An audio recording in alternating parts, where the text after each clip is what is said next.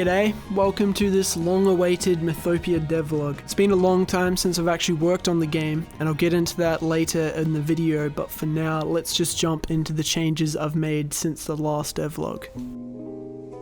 I've added a bone shank weapon. It's just like a bone knife. This is dropped by the skeletons, which are a new enemy. Pretty happy with these guys. The way they talk is going to be hilarious. I haven't implemented that yet, but their head bobbles up and down. Anyway, when you smack them, they only take one hit to kill and they fly to pieces. Everyone loves seeing bones fly to pieces. Been a bunch of improvements to the enemy's AI. They now wander around the map. Their shield behavior's been improved, and I've added 2 new attack animations. Also, they won't kill you in one hit now.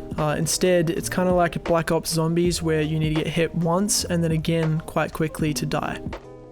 I've added collectibles to the game. There's tries, quads, all the way up to octos. I want this to be a bit of a collectathon, and these collectibles will be used in Purgatory to like trade with merchants so they get more stock in their stores, things like that. I've added mushroom jump pads. They make for some cool parkour possibilities and they're just pretty fun. I've added a new large tree model. I mean, goddamn, look at that tree. That's a sexy tree, man. I've done some level design in Purgatory. I removed the mountain in the middle of the map and I've started creating a new bigger mountain. This is the mountain I've talked about before where each layer of the mountain will take you to a different world, so I'm pretty excited about this. I made a little parkour path to the boat shop, which is kind of cool. Added a wizard shop and a weapons store, which are both a work in progress. I added a cave and a garden before the Purgatory Soul Temple. This is a cave that you come out of when you die and return to Purgatory. In Gnuk, I added a starting area on the other side of the mountain, and I've added some floating sky islands and some more paths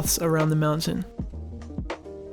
I've made a bunch of improvements to the game's flow, so when you die you are returned to Purgatory seamlessly now. You come out of this cave. The animation for returning to Purgatory is so seamless that you can't even tell when the level's been loaded. I've also improved the catapult clouds level transition, so it like fades to white nicely when you fall back into the clouds, and then it fades from white and you fall from the sky into Gnuk.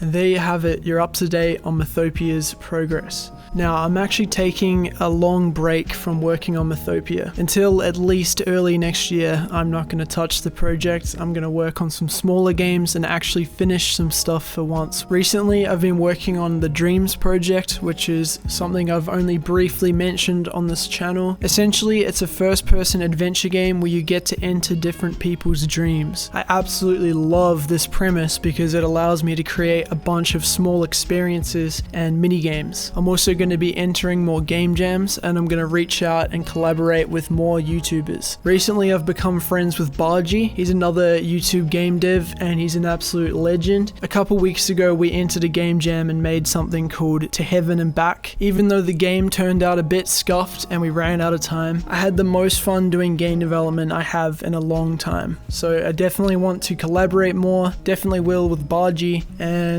yeah, you can just expect to see a lot more content coming to my YouTube channel. That's pretty much all I have to say.